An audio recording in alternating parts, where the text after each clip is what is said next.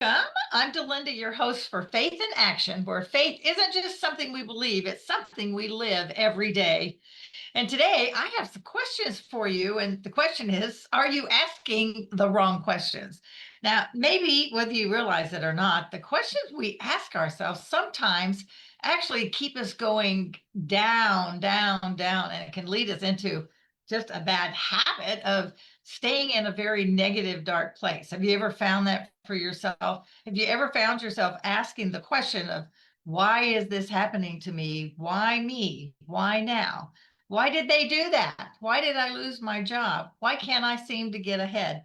Those are all kinds of questions that sometimes go through our heads when bad things happen. You get a bad diagnosis, you lose your job, something happens with your kids. There's all kinds of those negative things that happen to us by just living in this world. Would you agree with that?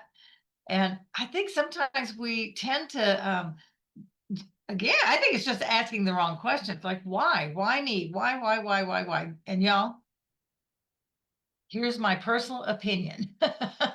Why is absolutely the wrong question because there is no answer to why. There just is no answer to why. Now, there's a lot of answers to a lot of things, and sometimes God gives us the answers right away. Sometimes He doesn't, because we are going to trust in His timing, right? And so, when we're thinking about those things, especially when we're in the middle of that hard place, it really helps to ask different questions, because what happens when we ask some of those kind of questions is your brain goes back and forth. And this would be a great topic actually to have had Lynn on with me so she could talk about the neurons and how they spike back and forth, and what our brain is actually doing during that time. But when we're asking those kinds of why questions, since there is no answer to why, your brain just keeps going back and forth trying to figure out an answer to which there is no answer. However, there's nothing wrong. Let's first just state that there's nothing wrong with asking questions. I mean, we see biblical characters all the way through the Bible asking questions. There's nothing wrong with asking questions, but sometimes we need to change the questions that we're asking. David asked questions. Oh my goodness, if you read through Psalms, you wonder sometimes, like, why is this in the Bible? Because he just gets so mad and he wants to curse all these people. Oh my gosh. But he just has such a way of then always turning it back to God, and he might be frustrated and yelling at God and, you know, kill them, Lord, go after them and give them what they deserve. But he always went back to God. He always went back to you, Most High God. And we need to kind of look at that. And it's okay. Again, it's okay to ask the questions because they all did. Job certainly did. But why is where we get stuck. So let's look at how we can ask the questions differently. So when you say, for instance, why does nothing ever work out for me? Your brain starts searching in your whole memory bank. It's searching for an answer, searching for evidence of why things never work out for you. However, if you ask the question, where have I seen God's faithfulness? The brain's going to get to work also, and it's going to bring up different answers. Now, the brain is giving you, your heart is giving you, the Lord is giving you the answer to His faithfulness, because when you ask that question, you can go back in your whole timeline. And I know y'all probably think, Delinda, get off your soapbox, because I talk about this a lot because I really think it's so true. And no matter how many times I've said it, I know some of y'all out there still have not done that. So I want to encourage you one more time. But that's what's happening when you're asking. So when you're in the middle of something, so where have I seen God's faithfulness? Because when you see Him in your past, then you can trust Him for your future. That's the whole point. And it's not to go back and rehash all the terrible things that happened. It's to go back and see, where did God meet you in your pain? Where did God meet you in that crisis of time? Where did where did He show you? Where did He show up? That's probably the better question. And then your brain starts showing you. So you begin to see this pattern of how He's been in your, even if you haven't been a Christian that long, maybe you're recently new to the faith, you can still go back and God's still been there. He's still been there with you, even when you didn't believe in Him, because He's there. And, again, it doesn't change the reality that God is God. We are not, and He is there whether you want to accept Him or not. But when you do, then you really can see how powerful it is that He has been with you and wants to continue to be with you on a daily basis. So let's look to what it's, when you ask the question of, well, actually, it's kind of like this. If you put on a pair of glasses, like maybe you're seeing something, but when you put on a pair of glasses, all of a sudden you can see more clearly. It changes your perspective because, it makes your vision better. I'm finding I'm having to do that a little bit more with reading, especially if there's not much light. So, but we get trapped in those questions. And one of the other questions that's really good to ask instead of why does this always happen to me is what can I learn from this? It's the same thing that's going on. We could have two different people going through the exact same setback, and one asks, why does this always happen to me? And the other one asks, what can I learn from this? And the answer is going to be so different because why does this always happen to me is not really going to be an answer, but what can I learn from this really could be. Why can put you in a prison where you're just stuck and it just keeps going round and round. That tape recorder just keeps replaying and replaying and replaying. When we begin to ask different questions, we come up with different answers because the why question is like we replay the conversation. Maybe it was a conversation that you're wondering, why did they say this? Or why did they desert me? Whatever the obstacle that's in your way right now. But we replay the decisions, we replay the disappointments, we replay the hurt so that that's what our life becomes.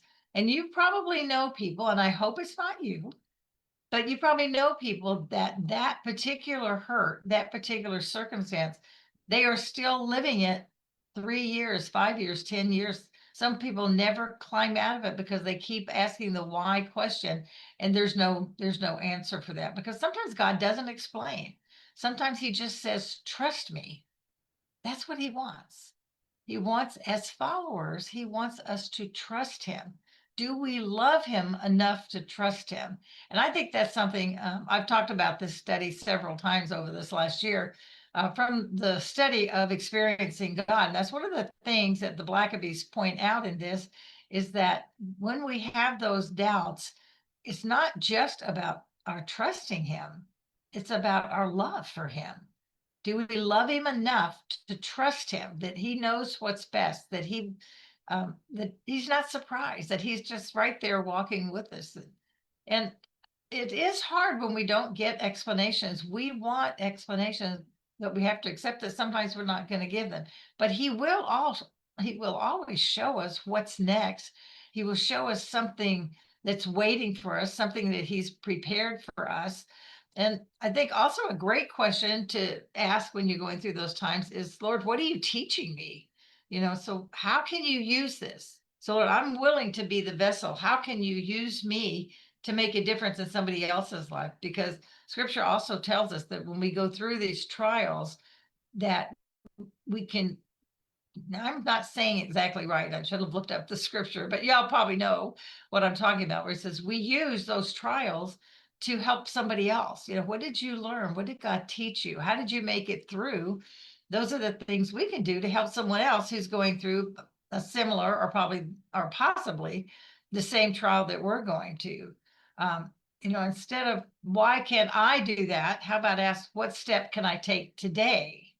I think sometimes we try to think 5, 10, 50 steps further than where we are. How am I going to get there?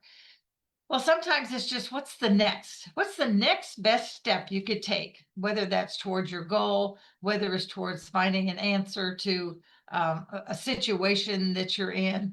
I tend to go back to financial because that's something we've been through several times. And it doesn't help to keep dwelling on all that negative part, but what could I do today? What step can I take today? Wherever you're in, what is something I can do today? Maybe it's a thing of being grateful. So today I'm going to be grateful for one thing. If you're in that really dark place, what is one thing you could be grateful for today? What is one blessing God has brought into your life? Again, that goes back to if you're asked to show me your faithfulness, Lord, he begins to show you where he's been with you. And then you can be grateful. It's like, oh, Lord, I never saw that. or thank you. I remember when you did that. Thank you.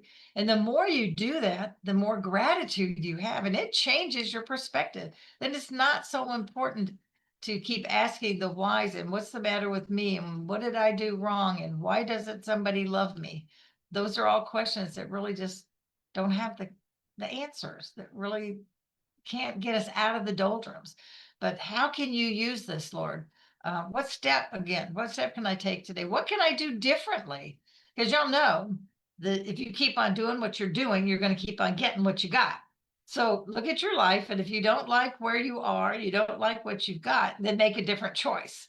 I'm all about choices. And because God gives us choice, He gave us free will. We get to make those choices. So we can choose really to stay in the doldrums and keep going down the why, or we can ask these other positive questions. So what can I do differently? What can I change today? What mental thought can I change? What can I physically change today that can make me give me a positive step towards the future? And we may not know what the future holds. Most of the time, we don't know what the future holds, but we really can know the next step and know what we can do a little bit differently. The Bible is full of different stories. One in particular is the story of Joseph. And if you remember, there were 12 brothers, and he was the youngest, and the brothers were jealous of him. And so they sold him, they put him in a well. They were going to kill him. And then one of the brothers stepped in and said, no, let's just get rid of him. They threw him down a well, and then they took him out and sold him. So they sold him. Then he was falsely accused by he had been the story would take so long to tell you, but anyway, he was falsely accused of trying to attempt indiscretions with his owner's wife. Was thrown into prison. He was forgotten, and imagine how many times he said, Lord, why is this happening to me? I've been faithful to you. Why me? Why this? Why now? Does that all sound familiar? Have you ever asked yourself those questions? So instead, what happens was that God used every part of his journey to bring him to a place where he was actually able to help his family. During the famine, his family came. They didn't know that he survived. They come and then they find out, and he's able to provide food for them and brought his family um, all back together again. What looked like a setback was really part of God's plan. And we don't know his plan.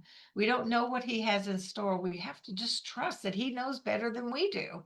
And it starts by just asking those different questions. And I think it's kind of fun to see, well, let's see, what could I do different? And you know what? I would say, because I'm a big fan of AI, so I don't know what y'all think about that, but I find that it actually expands how much I can learn. I'm learning faster, and I'm able to put things together faster because that's what AI does. And maybe you can even ask that. I mean, I'm not saying don't. Yes, you're going to pray and you're going to ask the Lord, but you could also go to I have named my AI assistant, her name is Joy. And you could ask Joy and say, what can I do different? What can I do different today that tomorrow might be better? And I would just about guarantee you that the AI will give you an idea. Sometimes that's all you need is one idea. Sometimes that's why it's so important to have relationships, have friends that you can reach out to, or a family member, somebody that you can trust. If the whole family is going through the turmoil, then that's not a good place to ask. But you could ask a friend, so what do you see that I could do different? What can I do different? What different choice could I make that would help me get out of this? That would help me start looking towards the future, help me to see where God is working. Because God is working. Matthew tells us God is still working, and Jesus says, my Father is still working, and so am I. So we can trust God is at work. He's at work on our behalf because he loves us. And so sometimes it's like, okay, so Lord, show me where you are. Show me where you're working. Stop focusing on the terrible thing that's happening or that had happened to you, and start looking for where God's working. Don't look at just the closed door. Look at what doors he may be opening, or a window, a thought. Sometimes, again, it's just one thought of one step you can take. And it's those little steps. And when you take it, celebrate it. like, yay, okay, finally I made one step towards this. This is really true, in particular with goals. If maybe you haven't accomplished the goal that you wanted, maybe you're nowhere close to your goal for this year, if you want to think of it from a business standpoint. It could also be a goal in your spiritual life, in your family life. Maybe you're nowhere near it and you're thinking, oh, why is this happening? Why am I not making any more progress? Okay, stop asking why and say, okay, what can I do different? What can I do differently? What different choice can I make today? So again, I use this example a lot because it comes back from my Mary Kay days. What if one phone call could change? Sometimes it just gets you out of being stuck.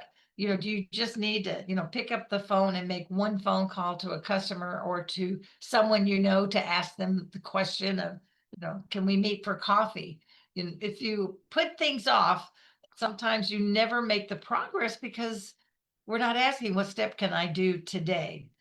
So I'm going to ask that to you right now. Maybe there's something in your life right now that you've been asking why, a relationship, a challenge, a disappointment, your goal, a closed door, a dream that hasn't happened yet. All of these things are part of living every day. Perhaps God is asking you or inviting you to ask a different question. So instead of why is this happening, Lord, what now?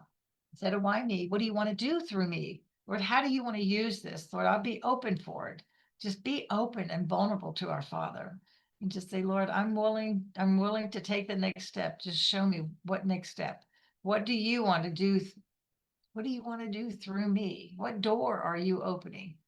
So when you catch yourself this week, this is your challenge.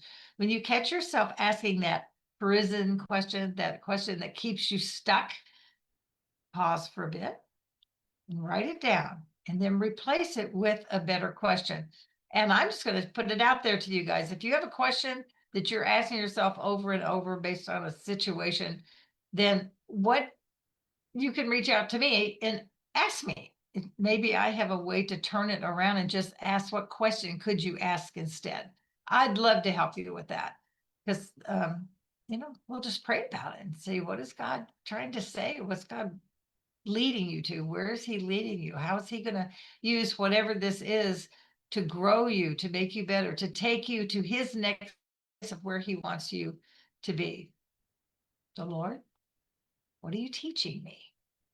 What opportunity am I missing? What step can I take? And where are you working? And I love that question in particular because, Lord, where are you working? And sometimes you begin to see it all around you. When you're open to it, when you ask that question, then you can really see it around you where He's working. And then just say, and here's a big thought. If and when, not if you will, but when you see where He's working, that's His invitation for you to join Him. I didn't see that for a long time. I could see where He was working, but I didn't realize that that was Him inviting me to join Him. So when you see Him at work, that's His way of saying, you see me, come join me. You see me, come join me. And He always asks, He always makes the statement, follow me. So follow me, He says, follow me wherever I'm going. And as a follower of Christ, that's what we want to do. Right. So because these other questions can keep you trapped, can keep you in prison, can keep you stuck, just change those questions. So again, when you find yourself asking one of those stuck prison questions, write it down and then begin to ask yourself a different question. Our faith is not built on having all the answers, but our faith is built on the one and trusting the one who does. He has the answers. He has the insight. He knows where we're going. He's opening the door. So this week, don't be tempted to go down to why. Just ask a better question. All right, my friends, we are getting close here to the top of the hour. I want to thank you again for joining me today. It is just such an honor and a privilege to have you take your time to join me. So as always, I want to close with the fact that life is not a matter of chance. It's a matter of choice. So choose wisely. Choose to ask different questions if you want something different in your life. All right, everybody. Thanks for being here. And I will see you next time. See you next week, same time. Thanks so much. Have a great, great day.